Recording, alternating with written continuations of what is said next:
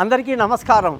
జాతక చక్రంలో మీరు గమనిస్తారంటే పరస్త్రీ సంబంధాలు అనే సమస్య ఒకటి ఉంటుంది మగవాళ్ళల్లో. అలాగే కొందరు ఆడవాళ్ళకు కూడా మిగతా బయట పురుషులతో సంబంధాలు ఫ్రెండ్షిప్లు ఎక్కువ ఉంటాయి. మరి ఎవరి జాతకంలో అలా జరుగుతుంది అని ఆలోచిస్తే నేను చూసినటువంటి జాతకాలు ముఖ్యంగా బుధుడి యొక్క ప్రభావం ఎక్కువ ఉన్నటువంటి జాతకంలో, అంటే బుధుడి యొక్క లగ్నము మిథున లగ్నము, కన్యా లగ్నము, మిథున రాశి, కన్యా రాశి, 3 నక్షత్రాలు ఉన్నాయి. ఆశ్లేష నక్షత్రము, జ్యేష్ఠ నక్షత్రము, రేవతి నక్షత్రం, ఇవన్నీ బుధుడి యొక్క ఇన్ఫ్లుయెన్స్ బాగా ఉన్నటువంటి పరిస్థితులు అన్నమాట.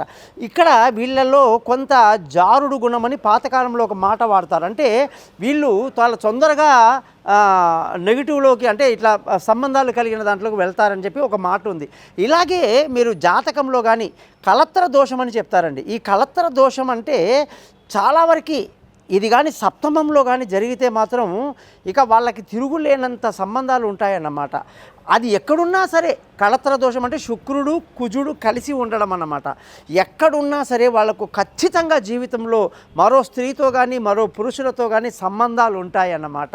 మరి జాతకంలో మీ లగ్నము, మీ నక్షత్రము, మీ రాశిని బట్టి, మీ యొక్క స్థితిని బట్టి మీ జాతకంలో అటువంటి సిచ్యువేషన్లు ఉన్నాయా లేవా అనేది కూడా చాలా బాగా చూసుకోవాలి. నాకు తెలిసినంతవరకు ఎంతోమంది నన్ను కలిసి నాకు అలా అమ్మాయి అంటే చాలా ఇష్టము, ఈ పలానా అబ్బాయి అంటే ఇష్టం, పలానా ఆయనతో పెళ్ళైనా కాకపోయినా ఇవన్నీ చెబుతుంటారు.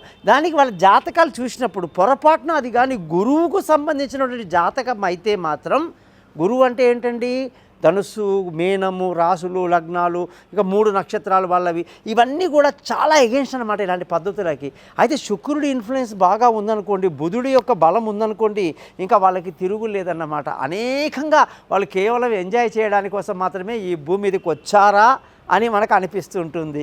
కాబట్టి కొందరు పొరపాటున కూడా తమకేదో వస్తుందేమో, జరుగుతుందేమో, దొరుకుతుందేమో అని ఆశతో ప్రతిరోజు కూడా తమ సమయాన్ని బాగా వృధా చేసుకొని లేనిపోని ప్రయత్నాలు చేసి దెబ్బ పడిపోతూ ఉంటుంది.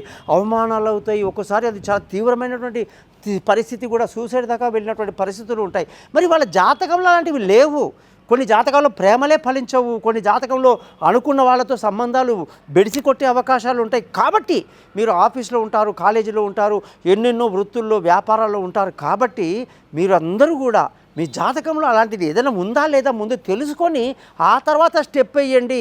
లేదా పప్పు ముద్దలో కాలేసిన వాళ్ళు అవుతారు. ఒక జీవితం విలువైనది దెబ్బతింటుందన్నమాట. తప్పకుండా నన్ను కాంటాక్ట్ చేయండి. మీ గోపాలయ్య గారు.